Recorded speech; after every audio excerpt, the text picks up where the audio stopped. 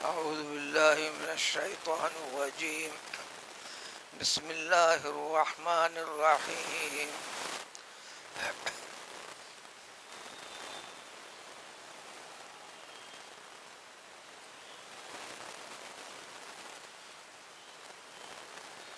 فأما الذين آمنوا وعملوا الصالحات فيدخلهم ربهم في رحمته ذلك هو الفوز المبين. وأما الذين كفروا أفلم تكن آياتي تتلى عليكم فاستكبرتم وكنتم قوما مجرمين. سابق آیت میں حشر کے میدان سے متعلق یعنی جنت اور دوزخ کے فیصلے حشر میں ہوں گے. حشر کے معنی جمع ہونے کی جگہ، جمع ہونے کا مقام. سارے جنات، سارے انسانوں کو سارے جنات میں شامل ہیں. ابتدائی دنیا سے لے کر انتہائی دنیا تک جو آ کر گزر چکے، جو موجود ہیں، جو اللہ کے علم میں جو ہونے والے ہیں، تمام کو اس دنیا میں جینا ہے، اسی دنیا میں رہنا ہے، اسی دنیا سے کھانا پینا ہے. ان ساری چیزوں کو چھوڑ کر پھر اسی زمین کا حصہ بننا ہے. یہاں تک تو چیزیں انسان کو زیادہ غور و فکر کے بغیر سرسری فکر میں تو پتہ چلتا ہے کہ انسان پیدا ہوتا ہے، یہاں پر رہتا ہے، کئی مسائل سے، کئی مراحل سے گزرنا پڑتا ہے. صحیح انسان ان سارے مسائل کو گزارتا ہے، حل کرتا ہے، یہ کامیاب انسان ہوتا ہے. جب اللہ تعالیٰ ساری چیزوں ختم کر دے گا تو پھر جب اس کا وقت آئے گا، اس کی مرضی ہوگی، سب کو خبروں سے اٹھائے گا. خبروں سے کیسے اٹھیں گے اس کی تفصیلات گزر چکی. پھر اگلے پاروں میں مزید وضاحت کے ساتھ آ رہا ہے تذکرہ. پارے 30 میں تو ان مسائل کا سب سے زیادہ تذکرہ. یہ سورہ جاثیہ ہے. جاثیہ ختم ہونے والا ہے، آخر آیتوں پر مشتمل ہیں یہ چیزیں. جو نام تھا جاثیہ کا، اس کی حقیقت کل کی تفسیر میں گزر چکی.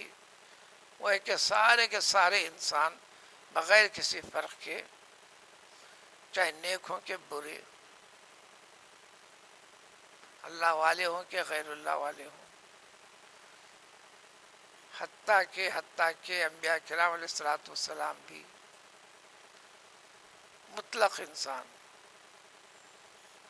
سب کے سب کو اس میدان میں جمع کیا جائے گا، جمع ہونا پڑے گا. کئی مرحلے گزریں گے اس میں، ایک مرحلہ نہیں ہے. جب جمع ہو جائیں گے تو ہر ایک کے اوپر خوف طاری ہوگا. سب کے سب کیا ہونے والا ہے پتہ نہیں، ہیبت والی کیفیت ہوگی. سب کے سب عاجزی سے گھٹنے زمین پر ٹیک کر پڑے رہیں گے. جاثیہ کے معنی وہ ہے. حشر کے میدان کا ایک منظر ہوگا. اس نام سے خاص طور پر تذکرہ اس سورے میں ہے، ورنہ حقائق تو قرآن میں جگہ جگہ ہے. اسی مناسبت سے سورہ کا نام ہے جاثیہ. پھر احادیث کی وضاحت تفصیل پیش کر دی گئی تھی. حضور صلی اللہ علیہ وسلم نے فرمایا پھر اللہ تبارک تعالیٰ حساب و کتاب کے لیے ظاہر ہو کر فرمائیں گے اے ایمان سے خطاب کریں گے.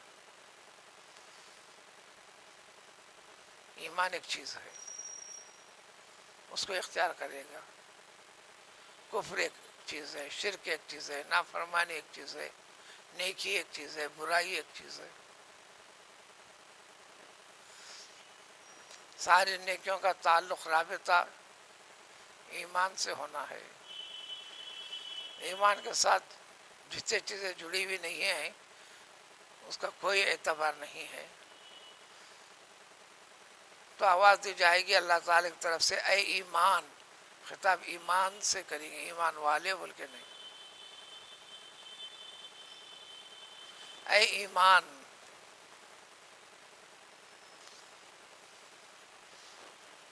اردو زبان میں بھی استعمال کرتے ہیں. تم کس بنیاد پہ کہتے ہو؟ یہ میرا ایمان کہتا ہے, یعنی میرا یقین کہتا ہے, میرا یہ عقیدہ بتاتا ہے. اے ایمان, تو جس میں ہے ان تمام کو جنت میں لے جا داخل کر دے. تو ان کی ہیبت کا مسئلہ ختم ہو رہا ہے. اے ایمان نہ رکھنے والو, کفر سے خطاب کریں گے. اے کفر, کفر میں سارے نافرمانے آ جائیں گے, سارے غلط عقیدے آ جائیں گے. سینکڑوں نے, ہزاروں جتنے بھی گنتی میں ہو سکتے ہیں طریقے اتنے پھیلے ہوئے انسان.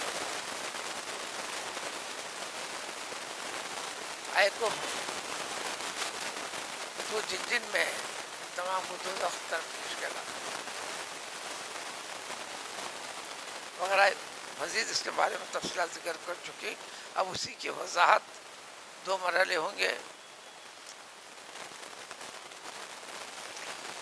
اللہ تعالیٰ کا ارشاد ہوگا کہ تمام انسانوں کو ان کے نام عمل کی طرف آگے بڑھو. نام عمل کی حقیقت انسان کی زندگی کے سارے کرتوت اچھے یا برے سب اللہ تعالیٰ نے لکھنے کا انتظام کر کے رکھے ہیں. سب اپنی اپنی زندگی کا جائزہ لے لیں گے.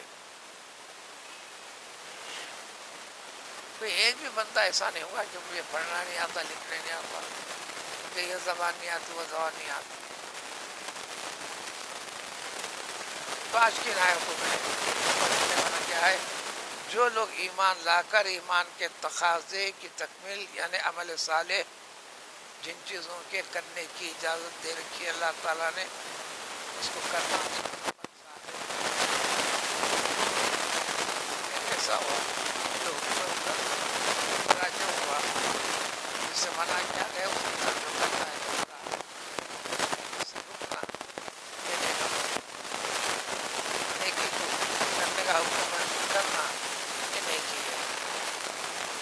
تو یہ جو کرتے رہیں گے تو ان کے عمل کرتے رہے ایمان کے عقیدے کی بنیاد پر اللہ تعالیٰ یہ لفظ خاص اسی بنیاد کے اوپر یہ سو اسلام سے جڑے فرقے بھی آپس میں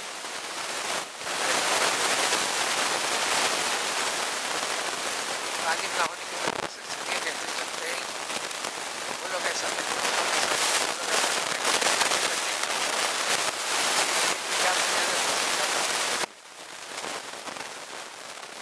اتنا تو دماغ میں ہے, مسلمان غیر مسلمان چھوڑ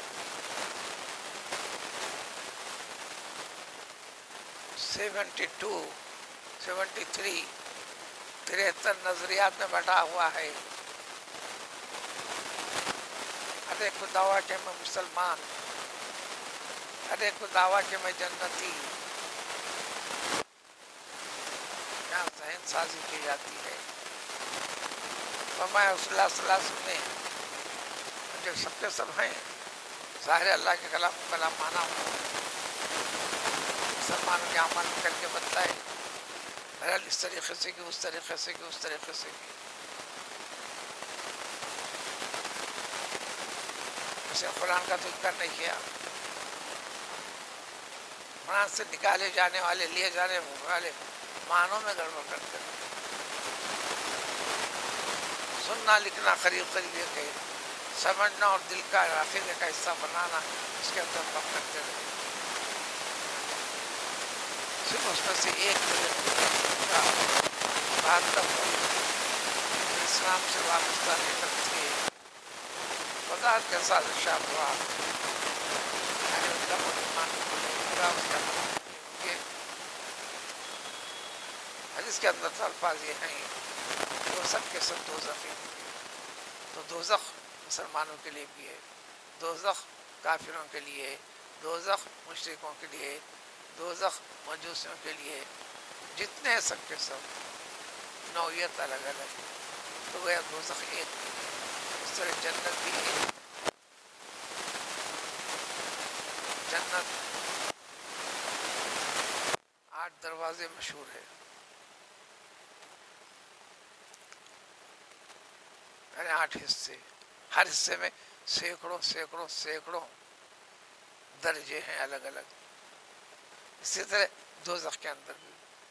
تو یہاں پر ارشاد ہے جو ایمان سے جڑ کر رہے تو اللہ تعالیٰ ان کو اپنے رحم میں، مہربانی میں، رحمت میں داخل فرمائے گا. پورے قرآن میں پڑھو آپ، تمہارے نیک عمل تم کو جنت میں گھسا دیں گے، داخل کر دیں گے، نہیں ملے گا.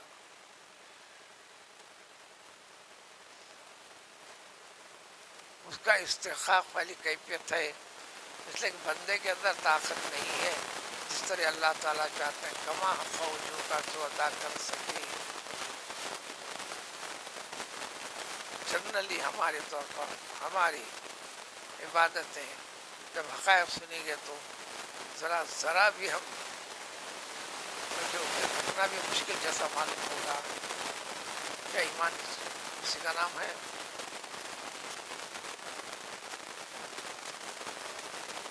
تو اللہ تعالیٰ پھر رحمت میں داخل کرے گا. جب رحمت میں داخل کرے گا تو معافی کرے گا، سب کرے گا، مہربانی کر کر.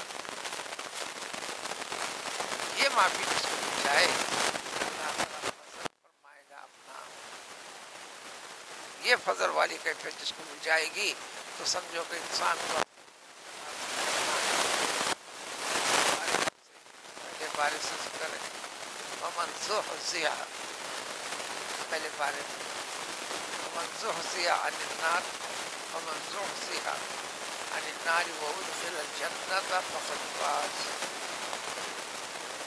بہرحال دیکھو سارے طریقے ہم بتا رہے ہیں. تم کو دوزخ سے آگ، جو شخص بھی دوزخ کی آگ سے دور کر دیا گیا اور جنت میں داخل کر دیا گیا تو اب اس کو کامیابی ملی. کامیاب و کامران یہ بندہ ہے.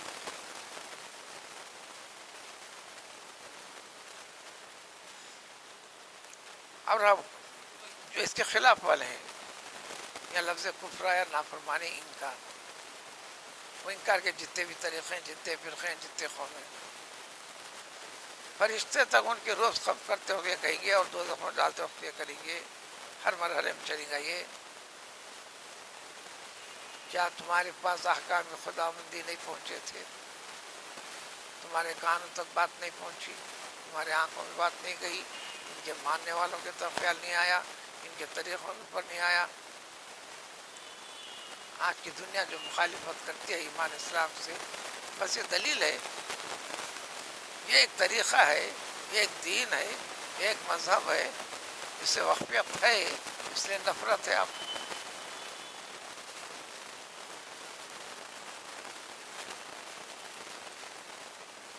فاستکبر تو ان ساری چیزوں کو اپنے آپ کو خود کو بڑا سمجھے، خود کو اچھا سمجھنے لگ گئے. انسان کے خود کی کیا حقیقت ہے؟ تو تم تو مجرم ہو. اس کے بعد فرمائیں گے، اس کے بعد آگے وَإِذَا قِيلَ إِنَّ وَعْدَ اللَّهِ حَقٌّ. یہاں تک تو قریب قریب ترجمہ گزر چکا تھا. مزید دنیا کے اندر جب ان سے کہا جاتا کہ یہ جو وعدے خداوندی تم کو نیکیوں والوں کے لیے، نیکی نہ کرنے والوں کے لیے، دوزخ اس کے ہولناکیوں سے متعلق، جو غیب کی بات ہے، جو دنیا میں مشاہدے والی چیزیں نہیں ہیں. جناب یہ حق ہے، برحق ہے، اور قیامت کا آنا بالکل یقینی ہے، اس میں ذرا بھی شک و شبہ نہیں ہے. قرآن کے شروع سے آخر تک یہ بات بتائی جا رہی ہے. تو کیا کہتے تھے، کیا سمجھتے تھے؟ یہ سمجھنا بھی کہنا ہے، یقین رکھنا بھی. ماں ندیم الساعہ، یہ کیا بول رہے ہیں؟ یہ قیامت ہم نہیں جانتے. کانوں سے دل کے کان تک اترتی نہیں پاتی. ان نظن الا ظنا، بس ایک وہم و گمان کی چیزیں، حقیقت نہیں ہے. لہذا ہم وما نحن بمستيقنين، ہم اس پہ یقین نہیں رکھتے.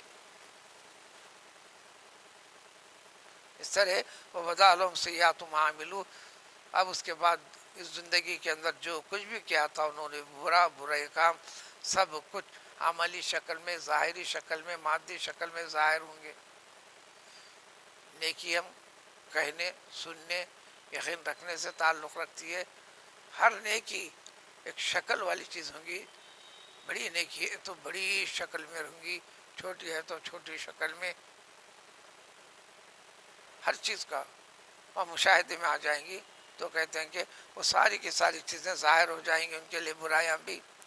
اس طریقے سے جو اس کو یقین نہ رکھ کر تن آسانی میں لیتے تھے، مذاق اڑاتے تھے، مذاق سمجھتے تھے، حقیقت نہیں سمجھتے تھے، یہی سارے کے سارے بد عملیاں، سارے گناہ، اس کے گناہ، اس کے عذاب اس کو گھیر لیں گے جو اس کا ساتھ رہیں گے. اب رحم و کرم کی چیخ و پکار ہوں گی، چیخنا چلانا چلے گا. چیخنے چلانے کے لیے دنیا دیا تھا ہم نے، یہاں ہم کو پہچاننا. تو یہ اعلان خداوندی ہو جائے گا، تم نے ان ساری چیزوں کو نظر انداز کر دیا، اگنور کر دیا، بھلا دیے. تو دیکھو ہم بھی رحمت کا دروازہ تمہارے سر پر ڈاکنے سے بھلا دیتے ہیں، یعنی تم کو محروم کر دیتے ہیں. تم آخرت میں اٹھائے جانے حساب و کتاب کا یقین نہ رکھ کر بھول بھلائیوں میں کر دیا تھا. آج ہم بھی تم کو دوزخ میں ڈال دے کر بھول بھلائیوں میں ہو جاتے ہیں. یعنی رحم کی درخواست ناقابل قبول، بلکہ بس نہ چیخنا چلانا کچھ کام نہیں چلے گا. آگا یہ دوزخ تمہارا ٹھکانا ہے، اسی میں رہنا ہے، رہتے رہتے ہی چلنا ہے. یہ چیز بھی بتا دی گئی تھی. پھر ایک مرتبہ عمل جتنا کرے گا برا، اس سے زیادہ عذاب نہیں دیا جائے گا. لیکن یہ چیزیں قرآن میں بار بار دوزخی ہمیشہ رہیں گی. زندگی کا ایک حصہ تک کیا تھا، ایک عمر تک کیا تھا گناہ، تو دوزخ میں اتنا رکھنا چاہیے، انسان یہ خلیے کام کرے گی. اس لیے موت کے وقت کا اعتبار ہے اس کے نیک اور برے ہونے کا. ایمان پر ہے، غیر ایمان پر ہے. تو مومن کو بھی نیکیوں کا کئی گنا اضافہ دیا جائے گا، ٹھیک ہے، پھر ہمیشہ ہمیشہ کے لیے کیوں؟ اس لیے کہ اس کی نیت پوری زندگی اسی طرح کرنے کی ہو گئی تھی. اس لیے کہ حیات اسی طرح طویل ہوتی، کرتے چلتے اب نیکی پہ آ گیا تھا، اپنے رب کو جان لیا تھا، لہٰذا تمام زندگی یہی کرتا تھا. ایسا کر کے بتایا بھی نا. چند بندوں کا ذکر بھی آتا نا. حضرت شمعون کا 4000 برس تک جنگ و جہاد میں، رات عبادت میں، دن روزے میں، ہتھیار لے کر، کبھی گناہ کے نہ کرنے کا تذکرہ. عمر طویل کرے نا، عبادت میں رہے نا.